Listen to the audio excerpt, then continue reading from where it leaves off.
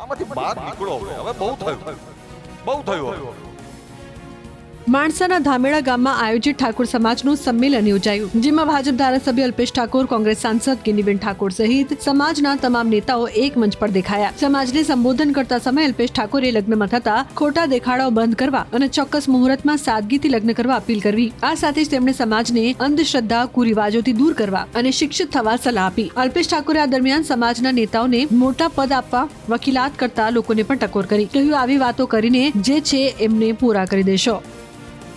મારા ઘરમાં જ સાદગીથી 10-15 હજાર રૂપિયા લગ્ન કરી દીધા. હવે આપણે બીજી વાત કેવી આવે છે કે ભાઈ બધાનું ખાધું છે, ખવડાવવું પડે. કોણ પૂછે તમને? કોણે મેણું માર્યું? મને તો કોઈએ નહીં કીધું. તમે ક્યાં સુધી આમાં જીવશો? લોકો શું કહેશે? લોકો શું કહેશે? લોકોને કંઈ પડી નહીં. અહીં બેઠેલાને પૂછું, કાલ શું જમ્યા હતા ખબર છે તમને? કોઈ નથી ખબર. કાલે શું કપડાં પહેર્યા હતા એ નથી ખબર. કાલે શું કર્યું એ નથી ખબર. તો આગલા દિવસનું યાદ ના હોય અને એવી વસ્તુમાં દેખાડા કરવા માટે જીવો છો. પણ બેનની એક વાત મને બહુ જ ગમી કે બંધારણ તો બનાવીએ પણ એ બંધારણ ગામ પૂરતું સીમિત રહે, ક્યાંક તાલુકા પૂરતું સીમિત રહે, કદાચ ગામમાં પણ મારા જેવું કે ભાઈ તમે બંધારણ બનાવ્યું, મને પૂછ્યું હતું ત્યારે એવું થાય કે આપણે આ શેના માટે આટલો બધો પ્રયત્ન કરીએ છીએ. એટલે આ સમાજનું સામૂહિક બંધારણ બને એની પણ એક વાત કરીએ.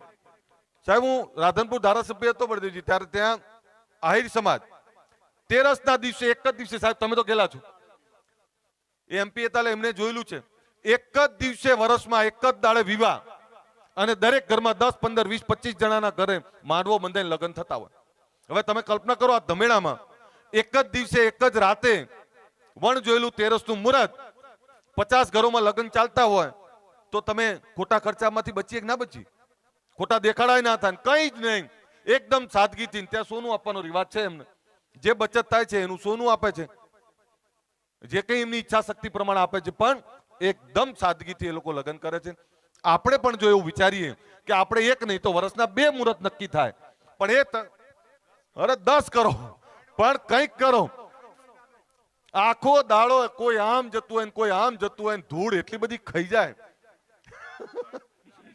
એટલે આમાંથી બહાર નીકળો.